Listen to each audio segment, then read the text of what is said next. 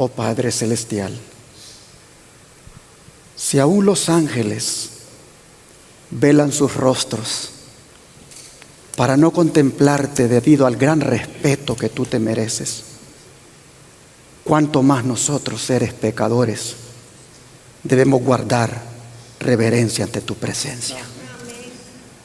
Por eso, Señor, con este silencio reverente, disponemos el corazón para que tú lo trates este día, para que tú lo ministres, para que tú, oh Señor, le hables. Perdona nuestras rebeliones, Señor. Perdona los prejuicios que hemos albergado. Perdona la actitud que hemos tenido. Al llegar aquí ahora y saber delante de quién estamos, sabemos, Señor, que debemos humillarnos y despojarnos de toda inmundicia y de toda iniquidad. Por eso, Señor, amparados en el gran sacrificio de Jesús, por fe en ese sacrificio, nosotros hoy te decimos: Padre, gracias por salvarnos, gracias por aceptarnos, gracias por recibirnos y gracias por hablarnos hoy con el mensaje que muy pronto oiremos. Señor, que tu presencia esté en medio de nosotros, pero sobre todo dentro de nosotros. Lo pedimos en el nombre de Jesús. Amén. Este día quiero referirme al tema de nuestro Congreso Campestre que recién acaba de terminar, como es el que tuvo por título Preparándonos para la gran crisis final. Ya es costumbre que su servidor siempre predica después del Congreso el sermón que hubiera predicado allí. Casi siempre me gusta que los que llegan como invitados, ellos tomen el tiempo y su servidor predica el sermón un sábado después. El propósito de este congreso era prepararnos como pueblo para las escenas finales de la historia. Prepararnos en el área espiritual, en el área de la salud y en el área de la agricultura, para cooperar con Dios en nuestra supervivencia. Pues la gran crisis final, hermanos y hermanas, estará marcada por más pandemias. Ustedes pueden ver ahí desastres naturales. Estará marcada la gran crisis final por boicot económicos, por hambre, por persecución a causa de nuestra fe. En esta crisis, el sábado y el domingo estarán en pugna. La verdadera adoración será prohibida y la falsa adoración será demandada. De manera que cuando hablamos de la gran crisis final, definitivamente que debemos prepararnos. Jesús se refirió a esta gran crisis de la siguiente manera. Abramos la Biblia en Mateo capítulo 24, versículo 9.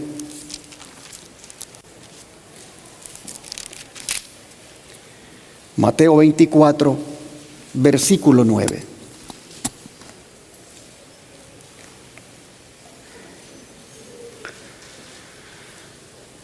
Dijo Jesús: entonces os entregarán a tribulación y os matarán y seréis aborrecidos de todas las gentes por causa de mi nombre. Esta es la crisis. Esta es la crisis para la cual tenemos que prepararnos. Ahora ve el versículo 20 al 22. Orad pues que vuestra huida no sea en invierno ni en día sábado,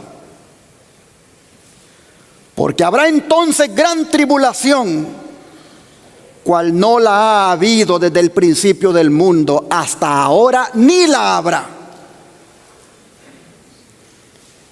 Y si aquellos días no fuesen acortados, nadie sería salvo. Mas por causa de los escogidos, aquellos días, ¿qué cosa, hermanos? Damos gloria a Dios. ¿Por causa de quiénes? Oh, hermanos, Jesús, si ustedes se fijan, se está refiriendo a la crisis final como la gran tribulación. Tribulación que no ha habido una como ella, ni la habrá. El término tribulación, en el idioma original griego de donde ha sido traducida, es tripsis. Pero tripsis significa oprimir, angustiar, presión y apretar. Los griegos la usaban para describir la presión que se hace sobre las uvas para extraerle el vino. De manera que Jesús no pudo haber escogido otro término que describiera de una manera tan vívida la presión de la persecución constante que habrá sobre el pueblo de Dios. Persecución que, como hemos leído, dará inicio con una entrega. Es decir, con una traición. ¿Por parte de quién va a ser esa traición? Vamos a siempre Mateo capítulo 10, versículos 21 y 22.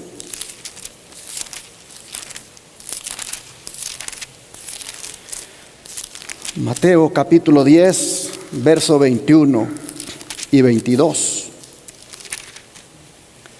Dice la Escritura: el hermano entregará a la muerte al hermano, y el padre al hijo, y los hijos se levantarán contra los padres. ¿Y qué cosa harán los hijos? Los harán morir. Y seréis aborrecidos de todos por causa de mi nombre, mas el que persevere hasta el fin, ¿qué cosa? Este será salvo. Ay, hermanos y hermanas, con estas palabras el Señor nos anticipa que los enemigos del hombre serán, ¿qué cosa? Los de su misma casa.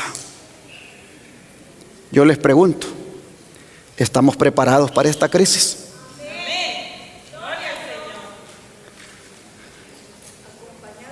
Yo creo, hermanos, que a veces ni siquiera pensamos en esa posibilidad de que mi hijo me entregue, o de que yo entregue a mi hijo. Ni siquiera cruza por la mente esa posibilidad de que mi hermano entregue a su hermana. A veces nosotros ni siquiera le damos cabida en nuestra mente a eso. Pero el Señor está diciendo que pasaremos por eso. Oh, hermanos y hermanas, estas palabras de Jesús ya tuvieron su cumplimiento en el pasado, pero se volverán a cumplir. Se volverán a cumplir, especialmente cuando venga la presión de no poder comprar ni vender a menos que se tenga la marca de la bestia. Yo no entiendo cómo es que va a ocurrir esto. Si no es por la cita que voy a ponerle más adelante. Pero que tu esposa te entregue, hermano. Que tu esposo te entregue. Que tus hijos te entreguen, te traicionen, te entreguen. Eso no cabe en la mente. Las familias, dijo Jesús, cuando llegue la crisis, dijo Jesús, las familias se van a dividir. Por eso yo creo, hermanos y hermanas, yo creo que es importante que hagamos un compromiso con Dios, pero de verdad, un compromiso con el Señor, de que en la medida en que Él esté con nosotros y nosotros con Él, no vayamos a traicionar a nadie de nuestra familia. Es importante, hermanos y hermanas, que hagamos un compromiso de no prestarnos para traicionar a ningún miembro de la familia, ni mucho menos a un miembro de la iglesia. Es importante hacer esa decisión ahora. Hermanos y hermanas, propongámonos profundizar tanto nuestra relación con Dios, de manera que no perdamos esa conexión con Él y por ende tampoco con nuestra familia, para que así no los entreguemos. ¿Y por qué digo que no debemos perder la conexión con Dios? Por esta declaración que les pongo a continuación. Los que están en el mundo y han perdido su conexión con Dios, están haciendo esfuerzos desesperados y enloquecidos para constituirse ¿en qué cosa? En el centro. Paremos aquí, quiten la cita de ahí para que podamos explicar. Los que están en el mundo y han perdido su conexión con Dios, están haciendo esfuerzos desesperados y enloquecidos para constituirse ¿en qué cosa? En el centro.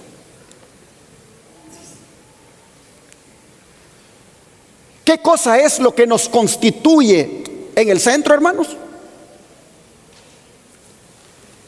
La pérdida de la conexión ¿con quién? Con Dios. ¿Y qué cosa es la conexión con Dios?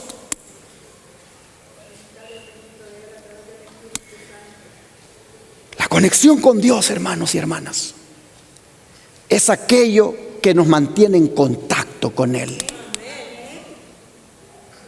¿Qué es lo que nos mantiene en contacto con Él? ¿La oración nos mantiene en contacto con Dios? ¿Estudiar las Escrituras nos mantienen en un contacto con Dios? ¿Cantarle al Señor nos mantiene en contacto con Dios? ¿Congregarnos nos mantiene en contacto con Dios? ¿Hablarle a otros de Jesús nos mantiene en contacto con Dios? Hermanos y hermanas, eso nos conecta con el Señor. Pero cuando no se hace eso, dice aquí el don de profecía, cuando se pierde esa conexión con el Señor, el hombre se constituye ¿en qué cosa? En el centro. ¿Y qué es lo que hace? Ahora sí, sigamos leyendo la cita. ¿Qué es lo que hace esa persona que se constituye en el centro? Esto, dice, los hace desconfiar el uno del otro, a lo cual sigue ¿qué cosa? El crimen. Así que la antesala del crimen es ¿qué cosa? El egoísmo. La antesala del crimen es el yo.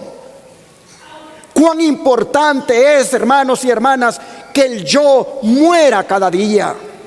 Cuán importante es que, como Pablo, digamos, ya no vivo yo, mas vive Cristo en mí. Porque el yo, hermanos y hermanas, me hace ser el centro de todo y me hace que cometa hasta un crimen. Sigue diciendo, los reinos del mundo se dividirán contra sí mismos. Irán escaseando poco a poco a quienes actúen como cuerdas de simpatía para vincular a los hombres con lazos de hermandad. El egoísmo natural del corazón humano será ¿qué cosa? Desarrollado por Satanás. ¿Se acuerdan cuando Pablo dijo allá en 2 Timoteo 3:2? que habrían en los últimos días tiempos peligrosos? Les pregunto, ¿ya llegamos a esos tiempos peligrosos? Pero ¿quién ha convertido en peligrosos estos tiempos? ¿Quién los ha convertido en peligrosos? Los mismos hombres, los mismos seres humanos. ¿Cuándo es que los seres humanos convirtieron los tiempos en tiempos peligrosos? Cuando hicieron de ellos, dice, el centro. Dice Pablo, vendrán tiempos peligrosos, porque habrán hombres, dice, ¿qué cosa? Amadores de ¿qué? De sí mismos.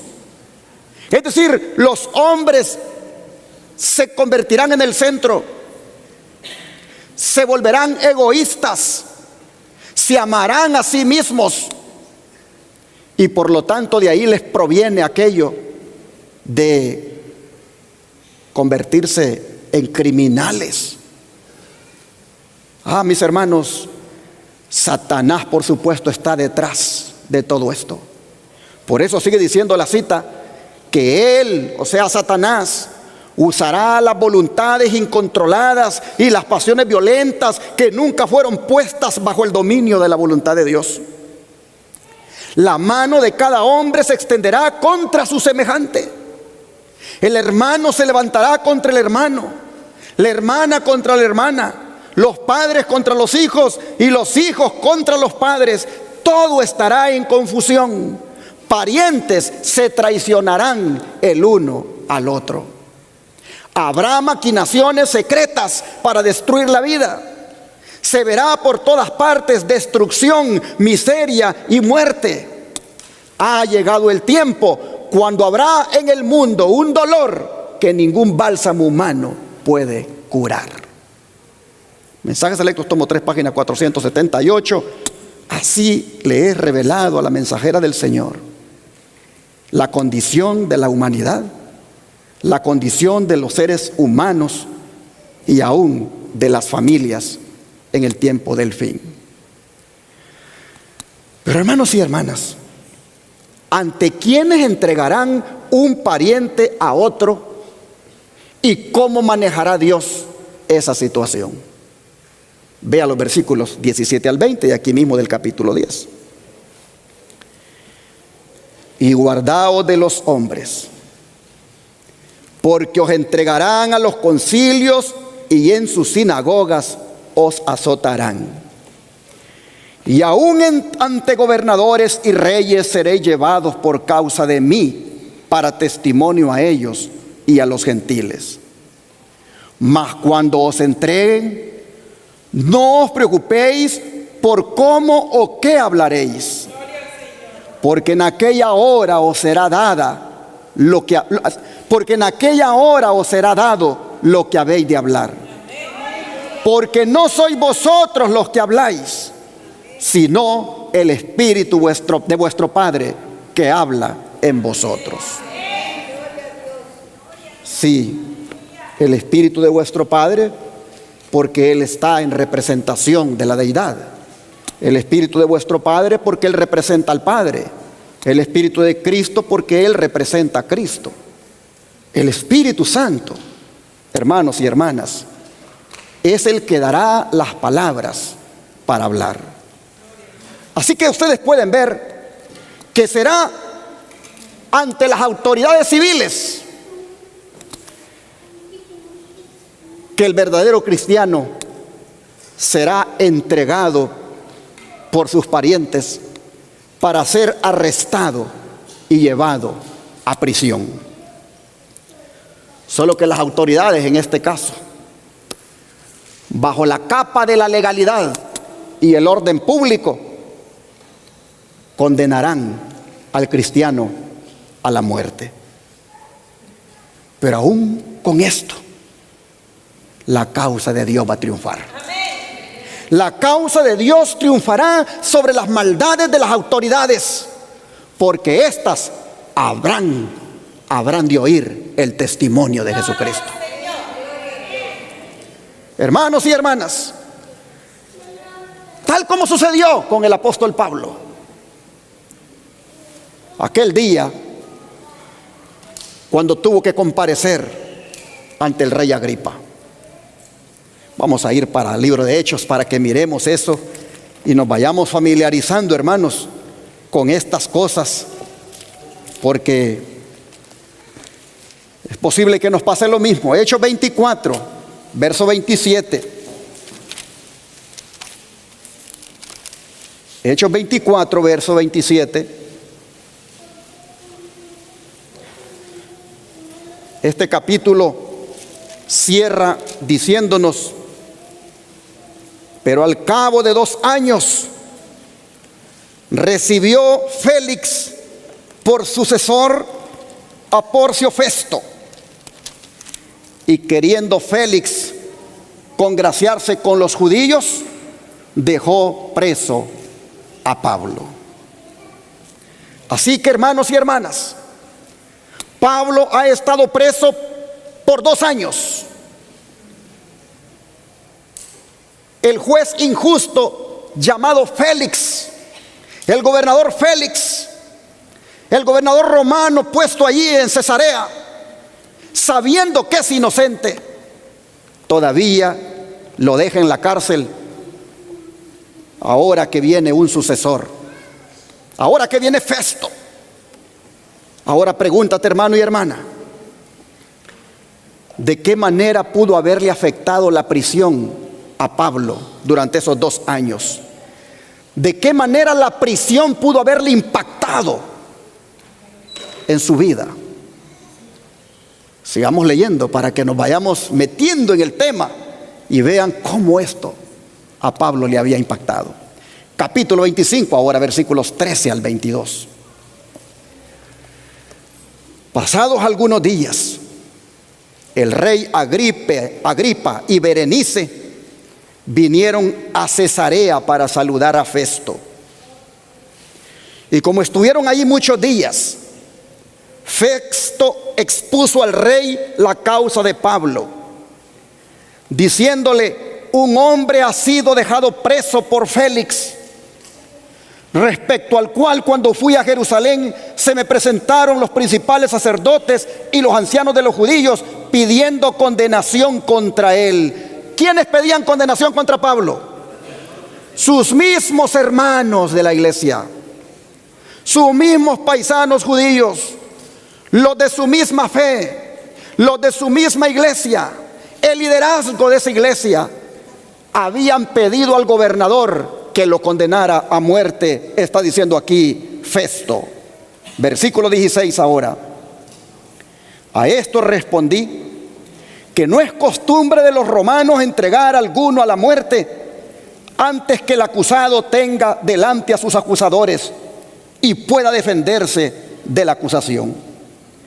Así que habiendo venido ellos juntos acá sin ninguna dilación, al día siguiente, sentado en el tribunal, mandé traer al hombre. Y estando presentes los acusadores, ningún cargo presentaron de lo que yo sospechaba, sino que tenían contra él ciertas cuestiones acerca de su religión y de un cierto Jesús ya muerto, el que Pablo afirmaba estar vivo. Yo, dudando en cuestión semejante, le pregunté si quería ir a Jerusalén y allá ser juzgado de estas cosas. Mas como Pablo apeló para que se le reservase para el conocimiento de Augusto, mandé que le custodiasen hasta que le enviara yo a César. Entonces Agripa dijo a Festo: yo también quisiera oír a ese hombre. Y él le dijo: ¿qué cosa? Mañana le oirás. Hermanos y hermanas,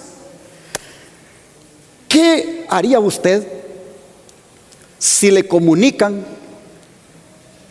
que tiene que comparecer ante el presidente de los Estados Unidos para hablar frente a él?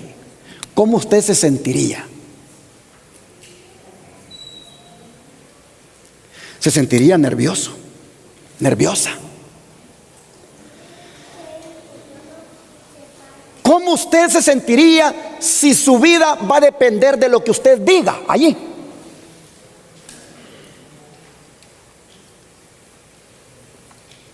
Bueno, hermanos y hermanas,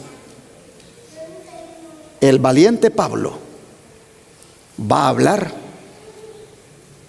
y es admirable cómo el Señor lo usa. Vamos a leer ahora el versículo 23 en adelante y todo el capítulo 26 para que el testimonio glorifique el nombre de Dios. Dice el verso 23: al otro día, viniendo Agripa y Berenice con mucha pompa, y entrando en la audiencia con los tribunos y principales hombres de la ciudad, por mandato de Festo, fue traído Pablo. Pablo, hermanos, va a predicarle a una congregación de los más grandes que puedan haber en aquel lugar.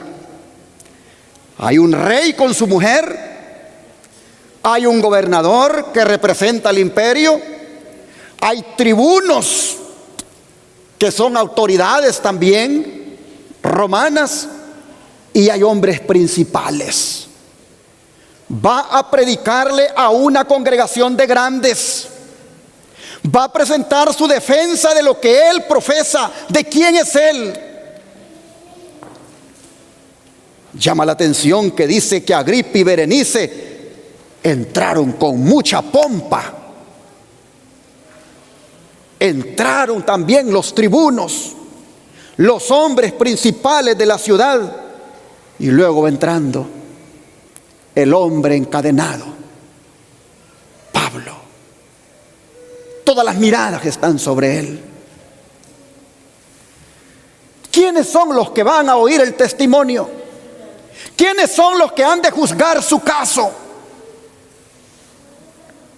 Agripa y Berenice. La historia dice que eran hermanos carnales y vivían como marido y mujer. Hombres corruptos moralmente. Berenice había estado casada con su tío. Su tío había muerto y ahora había venido a vivir con su hermano Agripa para ser mujer de él. Cuando, dice la historia, no soportaron las críticas, ella viene y se casó con otro, pero a los días se divorció y vuelve con Agripa. Después, estando con Agripa, fue a ser concubina del emperador Tito. La historia dice que Tito llegó a amarla, pero los senadores de Roma le prohibieron que la tuviera como concubina, y aunque sintió mucho la partida, tuvo que regresar con Agripa. Estos son los hombres que van a juzgar al Hijo de Dios. Estos son los hombres que han de determinar si ese hombre está en lo correcto, en lo que predica, en lo que cree. Hombres corruptos moralmente. La pompa de ellos contrasta con la humildad del Hijo de Dios. Pero sigamos leyendo. Dice: entonces Festo dijo: Rey Agripa y todos los varones que estáis aquí juntos con nosotros, aquí tenéis a este hombre respecto del cual toda la multitud de los judíos me ha demandado en Jerusalén. Y he aquí dando voces que no debe vivir más. ¿Quiénes pedían que no viviera más el cristiano? Su iglesia, sus mismos hermanos, los de su misma fe. La multitud de los judíos, dice, habían demandado que él no viviera más. Hermanos y hermanas, estamos estudiando acerca de que hay que prepararnos para la crisis final. La crisis final tiene este elemento de denuncia, elemento de difamación, elemento de traición, elemento de comparecencia ante autoridades. ¿Estás preparado para esa crisis? Oh, mis hermanos, dice el versículo 25: pero yo, hallando que ninguna cosa digna de muerte ha hecho, y como él mismo apeló a Augusto, he determinado enviarle a él.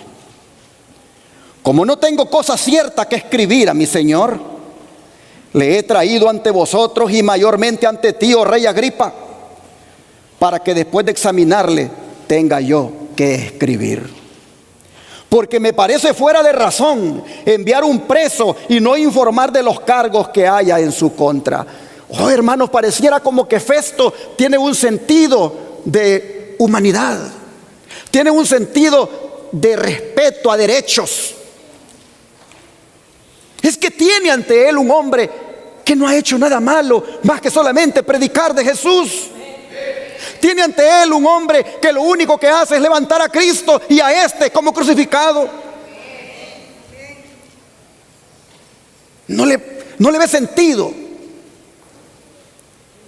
que lo tenga allí como prisionero y todavía enviarlo a Augusto César. ¿Y quién era Augusto en ese tiempo? Ni más ni menos que Nerón. Para los que conocen la historia del emperador Nerón. A veces yo digo, ¿por qué Pablo pediste ir a ver a Nerón?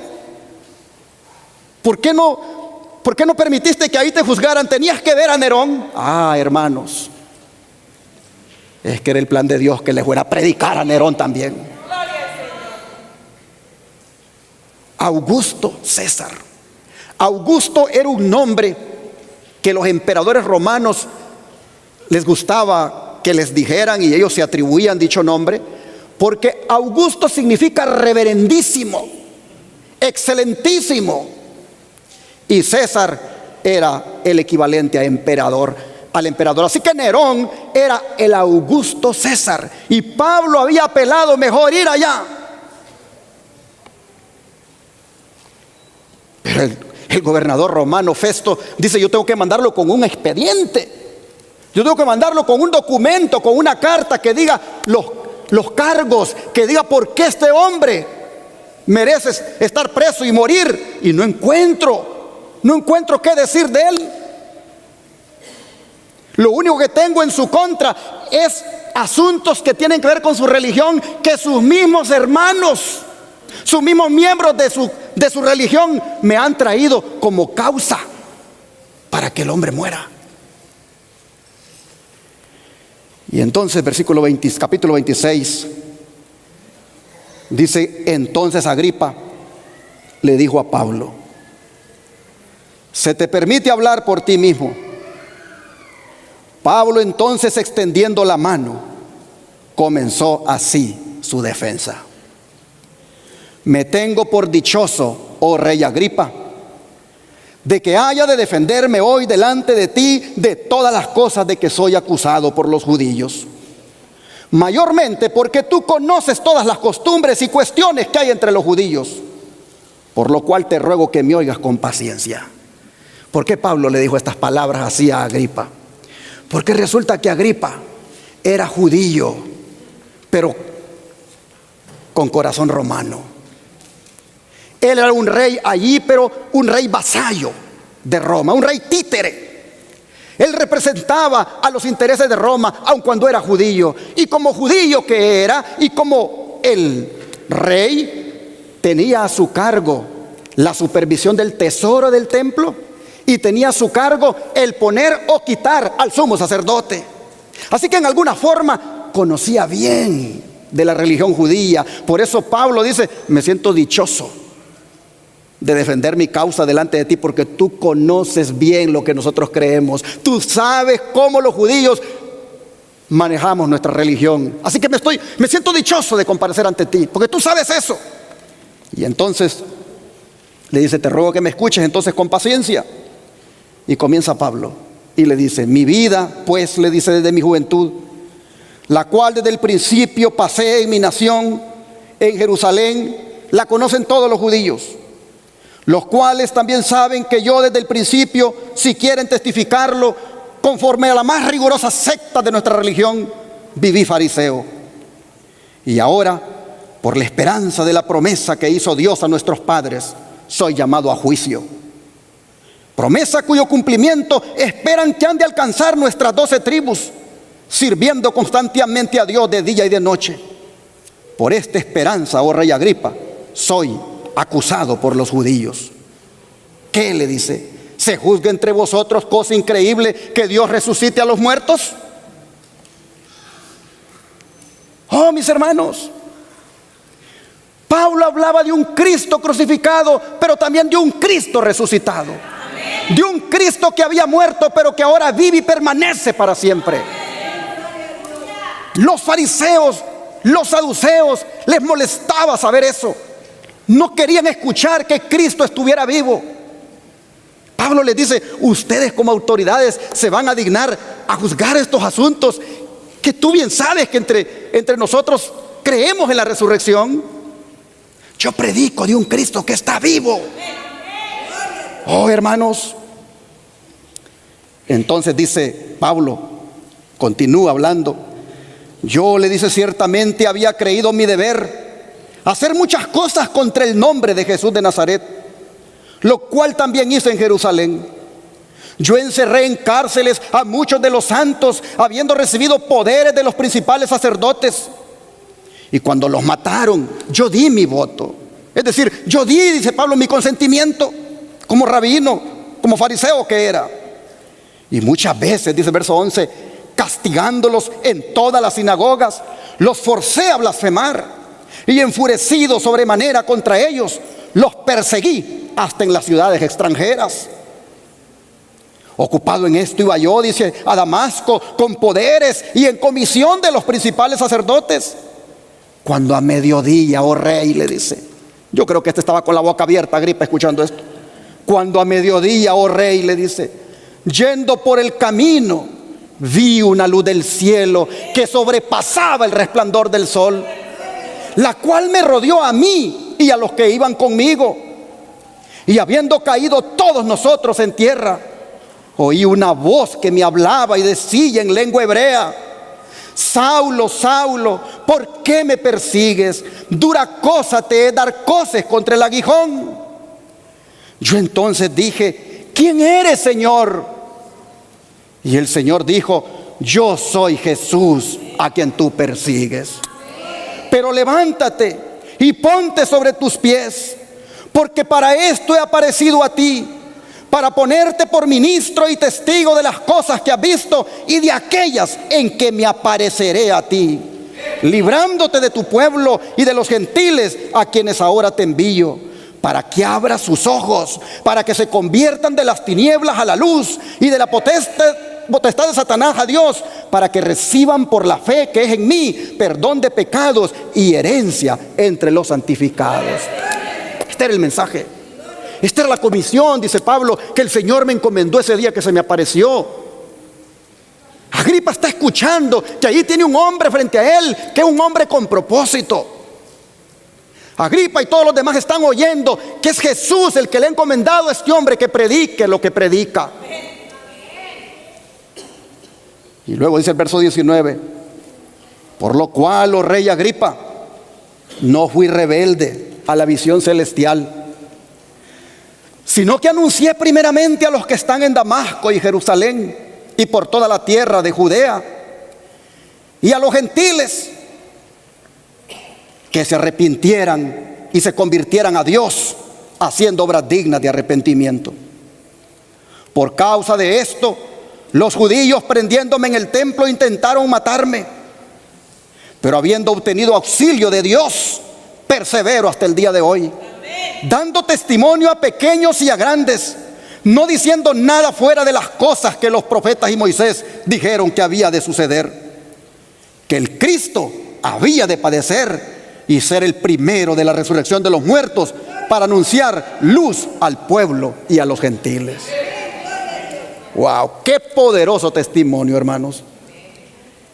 Diciendo él estas cosas, dice el verso 24, diciendo él estas cosas en su defensa, Festo a gran voz le dijo: estás loco, Pablo, las muchas letras te vuelven loco. Mas él dijo: no estoy loco, excelentísimo Festo, sino que hablo palabras de verdad y de cordura. Pues el rey sabe estas cosas, delante de quien también hablo con toda confianza, porque no pienso que ignoran nada de esto, pues no se ha hecho esto en algún rincón. ¿Crees, oh rey Agripa, a los profetas? Yo sé que crees. Entonces Agripa dijo a Pablo: por poco me persuades a ser cristiano. Y Pablo dijo: quisiera Dios que por poco o por mucho, no solamente tú, sino también todos los que hoy me oyen, fueran hechos tal cual yo soy, excepto estas cadenas. En otras palabras le dice: no solamente tú, sino que todos los que están oyéndome, Dios quiere que sean cristianos. Cuando había dicho estas cosas, se levantó el rey y el gobernador y Berenice y los que se habían sentado con ellos. Y cuando se retiraron aparte, hablaban entre sí diciendo: ninguna cosa digna de muerte ni de prisión ha hecho este hombre. Y Agripa dijo a Festo: podía este hombre ser puesto en libertad si no hubiera apelado a César. Hermanos y hermanas, Pablo ha terminado su testimonio en el verso 29 y ha dejado convencidas a las autoridades de su inocencia. Pero qué valentía la de Pablo, ¿no es cierto? Qué valentía la de Pablo. Pregúntate ahora: ¿cuánta valentía tú tienes para testificar por Cristo? ¿Cuánta valentía tú tienes para hablar de tu Señor y Salvador?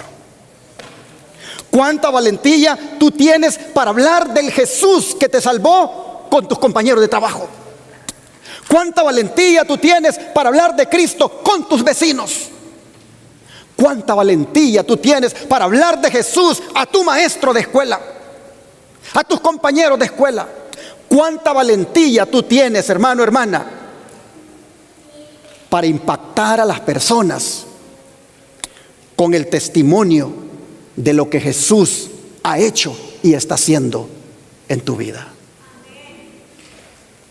La historia de Pablo ha sido inspiradora y otros cristianos la han imitado. Han decidido valientemente testificar por Cristo y se va a repetir en los días finales. Y es posible que se repita contigo o conmigo, porque por conducto, ya hemos leído, por conducto de algunos familiares o hermanos en la fe, seremos traicionados y entregados a la autoridad para ser juzgados. Pero hermanos y hermanas, como Pablo también, vamos a levantar el nombre de Cristo. Y no tendremos que ensayar. No tendremos que ensayar lo que vamos a decir, porque el Espíritu Santo nos dará sabiduría sobre lo que hemos de hablar, para que así solo el nombre de Cristo sea glorificado. Yo me he preguntado, ¿de verdad queremos estar vivos cuando Cristo venga? Levanten la mano los que les gustaría estar vivos cuando Cristo venga. ¿Saben lo que significa eso? Que ustedes van a ser denunciados. ¿Saben lo que significa eso? Que ustedes van a comparecer ante autoridades para testificar por Cristo. ¿Saben lo que significa eso? ¿Saben lo que significa eso? Que ustedes pueden morir por causa de Cristo.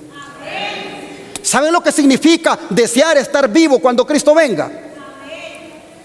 Significa que pasarán las horas más duras de la historia, las horas más duras que pueden haber, cuando no haya ni siquiera intercesor en el cielo, cuando ya no haya más intercesor. Siempre me había preguntado si realmente quiero estar vivo cuando Cristo venga. Y cuando analizo esto, yo veo lo que implica desear estar vivo cuando Cristo venga. Implica pasar por la crisis más grande de la historia, por la gran crisis final. Implica experimentar estas cosas. De manera que usted solo dígale al Señor, si usted quiere tener ese privilegio, dígale al Señor que si Él se lo va a dar, que le haga ya una persona valiente por Cristo. Y hable de Cristo ahora. Sea valiente de hablar de Cristo con su compañero de trabajo. Que lo conozcan en su lugar de trabajo como cristiano. Atrévase a hablar del Señor. No tenga temor.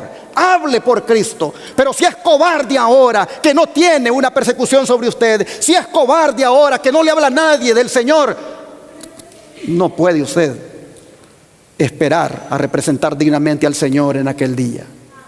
Así que, hermanos y hermanas, es importante que nos preparemos para la gran crisis final que involucra este tipo de comparecencia ante las autoridades. El don de profecía dice lo siguiente: que la persecución, dice, esparcirá ¿qué cosa? La luz. Los siervos de Cristo serán llevados ante los grandes de la tierra, quienes de otra manera nunca habrían oído tal vez el Evangelio. La verdad ha sido presentada falsamente a estos hombres. Sí, porque ellos han escuchado los mensajes evangélicos o mensajes católicos en su caso, pero no el mensaje que conlleva el Evangelio eterno, la verdad presente. Dice, la verdad, repito, ha sido presentada falsamente a estos hombres. Han escuchado falsas acusaciones contra la fe de los discípulos de Cristo. Con frecuencia su único medio de conocer el verdadero carácter de esta fe es el testimonio de aquellos que son llevados a juicio por ella. En el examen se les pide que contesten y sus jueces escuchan el testimonio dado. La gracia de Dios será concedida a sus siervos para hacer frente a la emergencia. Al iluminar el Espíritu de Dios la mente de sus siervos, la verdad será presentada con su poder divino y su alto valor. Los que rechazan la verdad se levantarán para acusar y oprimir a los discípulos, pero bajo la pérdida y el sufrimiento, y aún hasta la muerte, los hijos del Señor han de revelar la mansedumbre de su divino ejemplo. Así se verá el contraste entre los agentes de Satanás y los representantes de Cristo. El Salvador será ensalzado delante de los gobernantes y delante de la gente. Los discípulos, dice, no fueron dotados del valor y la fortaleza de los mártires hasta que necesitaron de esa gracia. Entonces, dice, se cumplió la promesa del Salvador. Cuando Pedro y Juan testificaron delante del Sanedrín, los hombres, dice, que se maravillaban y les conocían que habían estado con Jesús. De Esteban se dice que todos los que estaban sentados en el concilio, puestos los ojos en él, vieron su rostro como el rostro de un ángel. Los hombres no podían resistir a la sabiduría y al espíritu con que hablaba Esteban.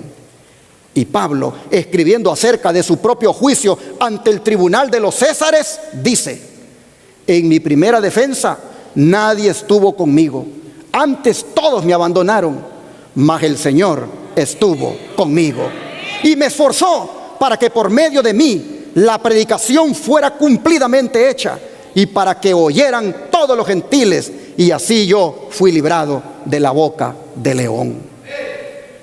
Los siervos de Cristo no habían de preparar discurso alguno para pronunciarlo cuando fueran llevados a juicio. Debían hacer su preparación, ¿cuándo, hermanos? Día tras día, al atesorar las preciosas verdades de la palabra de Dios y al fortalecer su fe por la oración. Cuando fueran llevados a juicio, el Espíritu Santo les haría recordar las verdades que necesitasen. ¿Ven ustedes la importancia de estudiar la Biblia? ¿Ven ustedes la importancia de alimentarnos ahora, día tras día, de las verdades que emanan de la santa palabra de Dios? Porque esas verdades el Señor las va a traer a la mente cuando estemos ante gobernadores, ante autoridades. Dice, un esfuerzo diario y ferviente para conocer a Dios y a Jesucristo, a quien Él envió, iba a impartir poder y eficiencia al alma. El conocimiento obtenido por el escrutinio diligente de las Escrituras iba a cruzar como rayo en la memoria al debido momento. Oiga esto, como rayo cruzaría, dice, en la mente, en su debido momento, lo que había que hablar. Pero si algunos, dice, hubiesen descuidado el familiarizarse con las palabras de Cristo y nunca hubiesen probado el poder de su gracia en la dificultad, no podrían esperar que el Espíritu Santo les hiciese recordar sus palabras. Habían de servir a Dios diariamente con afecto indiviso y luego confiar en Él. Así que, hermano, hermana, estudiemos más la Biblia. Metámonos más con el Señor. Apartemos tiempo, hermanos, todos los días para leer de la palabra, para que cuando nos toque ese momento de dar cuenta de nuestra fe ante autoridades, el Señor mande esa palabra a la mente y la digamos de memoria y de una manera convincente. Es necesario día tras día prepararnos. Cuando llegue el momento, no habrá tiempo de hacer un escrito, de ensayar lo que voy a decir. No, simplemente me paro allí y Dios me dará las palabras que un día estudié de las Escrituras. Pero, hermanos y hermanas, volviendo a la gran crisis final o tribulación de la que habló Jesús, yo quiero retomar el hecho de que Él diga que no ha habido otra como ella ni la habrá. Porque eso lo que dice es que por muy grave que haya sido la tribulación del año 70, cuando Jerusalén fue destruida, lo que Él refiere apunta a aquella tribulación que mencionan los libros de Daniel y Apocalipsis. Leamos de esa tribulación que mencionan dichos libros. Apocalipsis 12, versículos 12 al 17. Apocalipsis 12, versículos 12 al 17. Dice, por lo cual, alegraos cielos y los que moráis en ellos. Ay de los moradores de la tierra y del mar, porque el diablo ha descendido a vosotros con gran ira, sabiendo que tiene ¿cuánto tiempo, hermanos? Poco tiempo. Y cuando vio el dragón que había sido arrojado a la tierra, persiguió a la mujer que había dado a luz al hijo varón. Y se le dieron a la mujer 2 alas de la gran águila, para que volara de delante de la serpiente al desierto, a su lugar donde es sustentada por un tiempo, tiempos y la mitad de un tiempo. Y la serpiente arrojó de su boca tras la mujer agua como un río, para que fuera arrastrada por el río. Pero la tierra ayudó a la mujer, pues la tierra abrió su boca y tragó el río que el dragón había echado de su boca.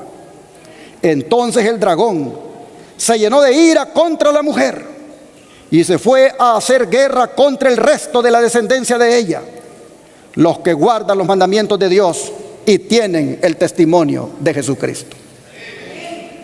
Esta crisis, hermanos, emprendida por el diablo contra el remanente, contra los que guardan los mandamientos de Dios y tienen el testimonio de Jesucristo, esta crisis todavía falta por cumplirse. Ha habido persecución, sí, la hubo en ese periodo de tiempo, tiempos y la mitad de un tiempo, pero contra los que guardan los mandamientos de Dios y tienen el testimonio de Jesucristo, todavía falta por verse. Esta crisis, esta persecución diabólica, este acoso, esta tribulación por la que el remanente ha de pasar, miren ustedes, es dirigida por el dragón, la serpiente antigua que se llama Diablo y Satanás. Él no está enojado con todas las iglesias que se llaman cristianas, no. Él más bien quiere que se sigan levantando iglesias con ese nombre de cristianas. La ira de Él es ¿contra quién? contra aquellos cristianos que guardan los mandamientos de Dios y tienen el testimonio de Jesucristo. En otras palabras, nosotros, que por la gracia de Dios creemos y predicamos que los mandamientos de Dios siguen vigentes y que se deben guardar. Y que al mismo tiempo creemos en el don profético que ha sido dado al pueblo remanente. Contra esos, Satanás se enoja. Ven ustedes cómo yo les voy poniendo Biblia y espíritu de profecía. Esas citas del espíritu de profecía que les pongo, eso es el testimonio de Jesucristo. Eso es el don profético. A Satanás no le gusta que los predicadores prediquen así. Satanás solo quiere que prediquen de la Biblia. Y estoy de acuerdo que de la Biblia deben emanar los mensajes. Pero cuando viene la explicación de la Biblia, cuando viene la aplicación de la enseñanza bíblica, el predicador comienza a dar sus interpretaciones, sus aplicaciones. Pero cuando usted extrae las aplicaciones, extrae las explicaciones del don de profecía, usted ve cómo esos textos bíblicos cobran un significado mucho más profundo y mucho más amplio. Y eso despierta a la gente. Eso abre los ojos y Satanás no quiere que prediquen así. Por eso los pastores adventistas, yo diría abusados por Satanás, prohibieron que desde el púlpito se utilicen los escritos del don profético. Y por eso tienen a las congregaciones dormidas en cuanto a la reforma pro salud. Por eso tienen a las congregaciones completamente en la ignorancia en cuanto al plan de Dios para estos últimos días. Porque vienen con la escritura, agarran los sermones light, de pura motivación, de puro sentimentalismo, los hacen llorar y la gente sigue en el pecado y no hace un cambio en su vida. Se gozan con un Cristo que los salvó, se gozan con un Cristo que les perdona el pecado, pero no se gozan con un Cristo que les dice: si oyeres hoy mi voz, no endurezca tu corazón. Se enoja con un Cristo que les dice: ¿por qué me llaman Señor, Señor y no hacen lo que yo les digo? Ellos solo quieren un Cristo que perdone el pecado, que te salva por gracia, que te levante el ánimo. Solo ese Cristo quieren escuchar. Pero cuando vienes tú con la escritura y el don de profecía y te paras en el púlpito, tú ves cómo el espíritu de profecía te da por la cara. El espíritu de profecía te golpea. Pero es el Espíritu Santo el que te está golpeando para que despiertes de tu letargo, para que mires tu condición y para que veas que es necesario que haya un arrepentimiento. Oh, hermanos y hermanas, contra eso dice que el diablo está enojado. Con los que creen en que hay que guardar los mandamientos y tienen el testimonio de Jesucristo, que es el don de profecía. Nuestra iglesia, hermanos y hermanas, no se baja de esa plataforma. Nuestra iglesia no se baja de ese pedestal a la ley y ¿qué cosa? Y al testimonio. El día que nuestra iglesia se baje de ese pedestal, pasaremos a ser iglesias nominales, compuestas de adventistas nominales. Pero en la medida en que como iglesia estemos parados en la plataforma de la verdad, a la ley y al testimonio, estaremos seguros. Oh, mis hermanos, aunque el diablo se enoje, aunque la ira la emprenda contra los que guardan los mandamientos y tienen el testimonio de Jesucristo, pero noten ustedes, el plan de Él es destruir. Y está preparando todos los escenarios para hacerlo. Vean lo que dice ahora Apocalipsis capítulo 13, verso 7. Porque aquí está a quienes Él utiliza, a quienes va a utilizar. No voy a leer todo el capítulo porque está hablando de dos bestias aquí. La bestia que surge del mar, símbolo del papado, y la bestia que surge de la tierra, símbolo de los Estados Unidos de América. Pero dice Apocalipsis 13, versículo 7, que lo que hace la bestia que sube del mar es lo siguiente. Apocalipsis 13, verso 7. Y se le permitió hacer guerra contra los santos y ¿qué cosa? Y vencerlos. También se le dio autoridad sobre toda tribu, pueblo, lengua y nación. Solamente que estos santos que la bestia va a vencer, solamente que estos santos que la bestia les va a quitar la vida, van a ofrendar la vida con grande alegría. porque la van a ofrendar por su Señor. Estos santos que en calidad de mártires esta bestia los ha de matar, oh hermanos, su sangre será semilla para que otros se conviertan al Señor. Pero miren ustedes, hay un poder llamado bestia que sale del mar, ejerciendo esta persecución y haciendo guerra contra los santos y vencerlos. Entonces vendrá lo más terrible, y es lo que dice Daniel 12, verso 1.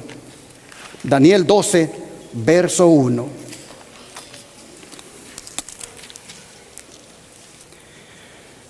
En aquel tiempo se levantará, ¿quién, hermanos?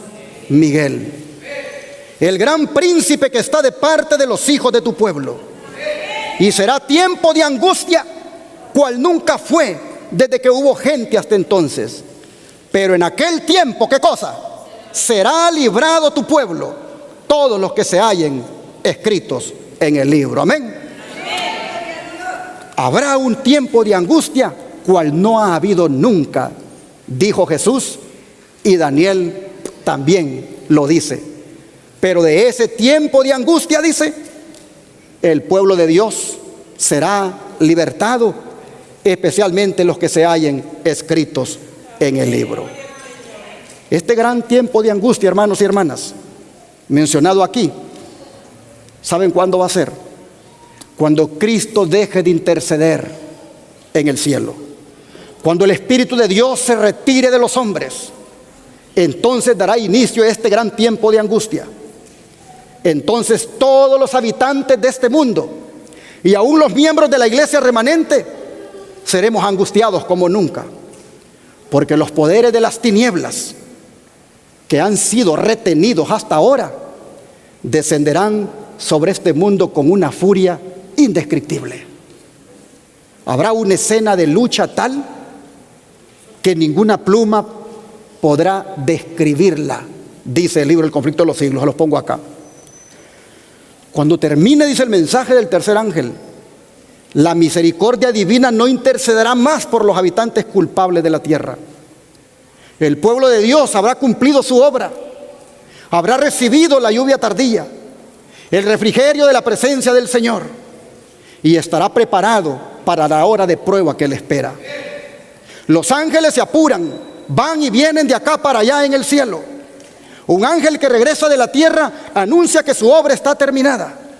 El mundo ha sido sometido a la prueba final, y todos los que han resultado fieles a los preceptos divinos han recibido el sello del Dios vivo. Entonces Jesús dejará de interceder en el santuario celestial, levantará sus manos y con gran voz dirá: hecho es. Y todas las huestes de los ángeles depositarán sus coronas mientras Él anuncia en tono solemne: el que es injusto, sea injusto aún, y el que es sucio, sea sucio aún, y el que es justo, sea justo aún, y el que es santo, sea aún santo. Cada caso, cuando Él diga esas palabras, ha sido fallado para vida o para muerte. Cristo ha hecho propiciación por su pueblo y borrado sus pecados. El número de sus súbditos está completo. El reino y el señorío y la majestad de los reinos debajo de todo el cielo van a ser dados a los herederos de la salvación, y Jesús va a reinar como Rey de Reyes y Señor de Señores. Conflicto de los siglos, página 599. Aquí, hermanos y hermanas, llegará un momento en que vamos a quedar, o mejor dicho, aquí es cuando vamos a quedar sin intercesor en el cielo. Se acabó la gracia, se acabó el ministerio intercesor de Cristo. En esos momentos, por cuestión de tiempo no voy a leer todas las citas, porque apenas estoy en el slide 23 y son 43. Por cuestión de tiempo no las voy a leer, pero será en este momento cuando Satanás nos va a acosar como nunca, cuando la bestia y sus agentes nos van a perseguir como nunca, cuando las plagas estén cayendo, nos culparán a nosotros de que estén recibiendo esos castigos. Se emprenderá toda una batalla en contra del remanente con el fin de exterminarlo. Pero todavía, para el colmo, habrán pensamientos de si realmente le confesé todos mis pecados a Dios o no. Vendrán pensamientos de si realmente estoy a cuentas con mi Señor. Sin embargo, si hemos vivido hasta ese momento haciendo la voluntad de Dios, y así nos encuentra ese momento, no debemos tener ningún temor, porque todo en el cielo habrá sido saldado y nos habrá colocado el Señor en el lado de los salvados. De manera que yo voy a terminar este mensaje diciéndoles, hermanos y hermanas, que ante la prueba que viene tengamos la actitud que dicen los siguientes versículos. Santiago capítulo 1, versículo 2. Santiago capítulo 1, versículo 2.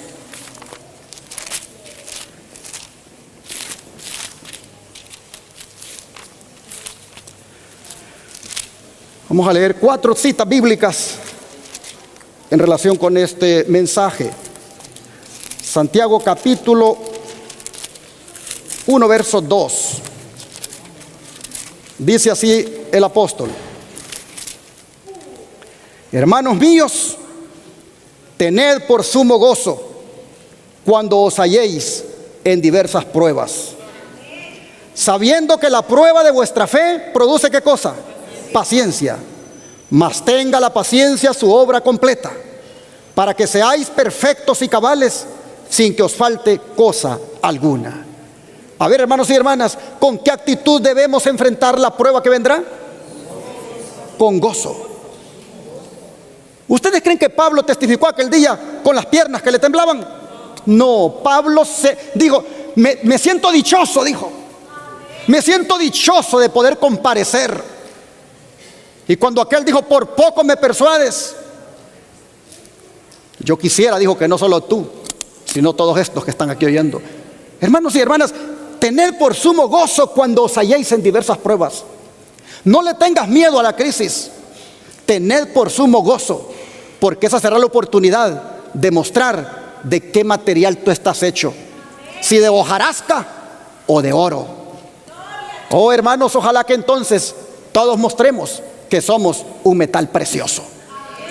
Ahora vean Jesús lo que dice en Juan 15, verso 20. Juan 15, verso 20.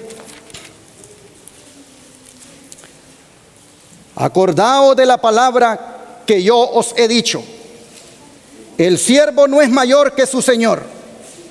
Si a mí me han perseguido, también a vosotros os perseguirán.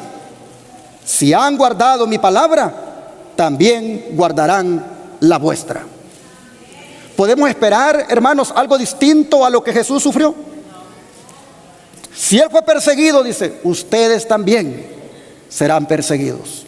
Ahora vean Juan 16, versículo 2. Os expulsarán de las sinagogas, y aún viene la hora cuando cualquiera que os mate pensará que rinde servicio a Dios. Ahora vean el verso 33 de aquí mismo de Juan 16. Estas cosas os he hablado para que en mí tengáis paz. En el mundo tendréis aflicción, pero ¿qué cosa? Confiad, yo he vencido al mundo. El Señor es bien honesto con nosotros. El Señor no solo nos ofrece el cielo y un camino derechito para llegar a Él. El Señor es bien honesto y nos dice, en la medida en que ustedes me amen, en la medida en que ustedes guarden mis mandamientos, en la medida en que ustedes fielmente me representen, dice el Señor, padecerán persecución. Pero no se desanimen, confíen, dice, porque yo he vencido al mundo. Oh, hermanos y hermanas, tomando en cuenta esto, cerramos entonces con las palabras de Apocalipsis 2, verso 10. Apocalipsis 2, verso 10.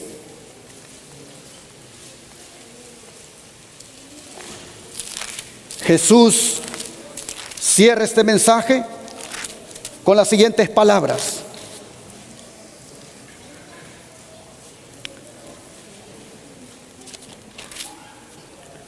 No temas en nada lo que vas a padecer. He aquí el diablo echará a algunos de vosotros en la cárcel para que seáis probados, y tendréis tribulación por 10 días. Sé fiel hasta la muerte, y yo te daré la corona de la vida. Aplicando en el periodo histórico este mensaje, la iglesia de Esmirna, a quien le es enviado dicho mensaje, experimentó precisamente esa persecución por parte de Roma en estos 10 días proféticos que son mencionados acá. Sin embargo, no debemos pensar que eso es algo que no se volverá a repetir, porque ya hemos visto que Satanás sabe que le queda poco tiempo y emprenderá contra el remanente un plan para destruirlo, y nuevamente la historia se repetirá. Y el Señor dice: no tengan miedo, no tengan miedo lo que van a padecer. Si van a ir a la cárcel, dice Jesús, por mí, no tengan miedo. Si van a perder la vida por mí, dice el Señor, no tengan miedo. ¿Por qué cosa? Porque yo, dice, yo, si son fieles hasta la muerte, les voy a dar la corona de la vida. De manera, mis hermanos, que como está ahí en la pantalla, el mensaje de esta mañana es: prepárate para la gran crisis final. Prepárate comiendo más de la palabra. Prepárate orando más a tu Señor. Prepárate conectándote más con Jesús. Prepárate testificando de Jesús. Prepárate siendo fiel hasta la muerte. Que Dios le bendiga.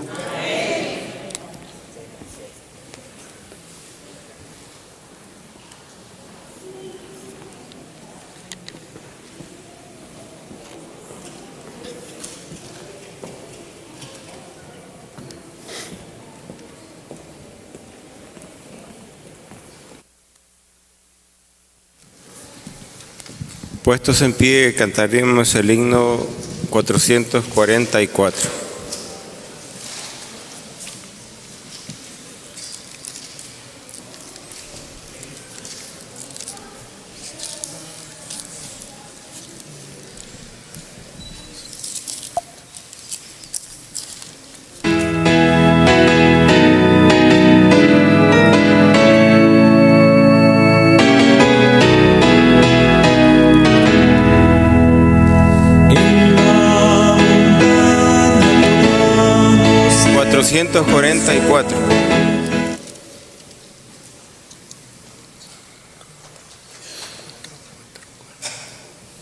Que sea nuestra consigna.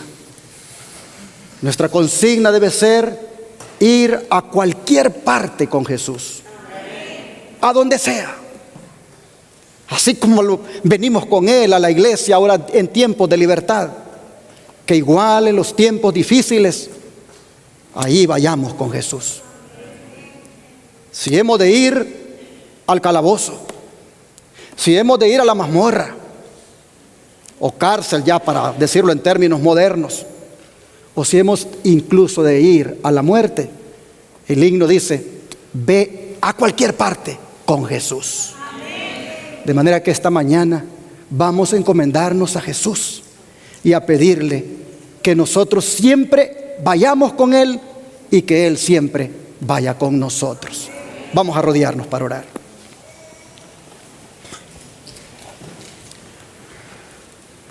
Padre nuestro que esté en el cielo, le agradecemos por ponernos anticipadamente en perspectiva lo que ha de venir sobre nosotros.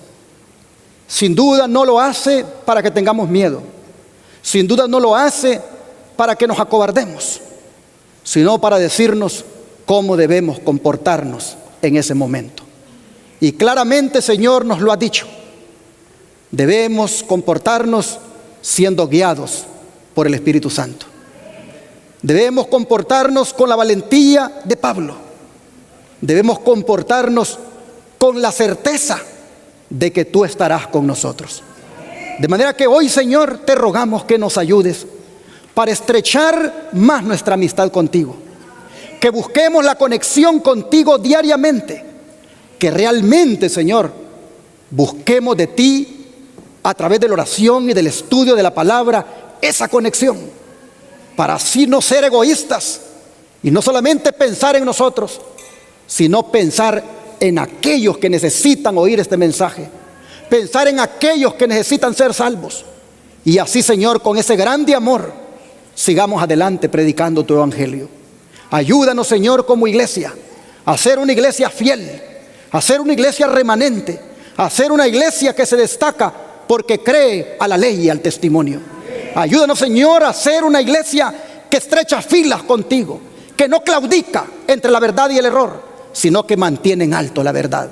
Ayúdanos, Señor, individualmente a serte fieles para recibir la corona de la vida. Te lo pedimos en el nombre de Jesús. Amén.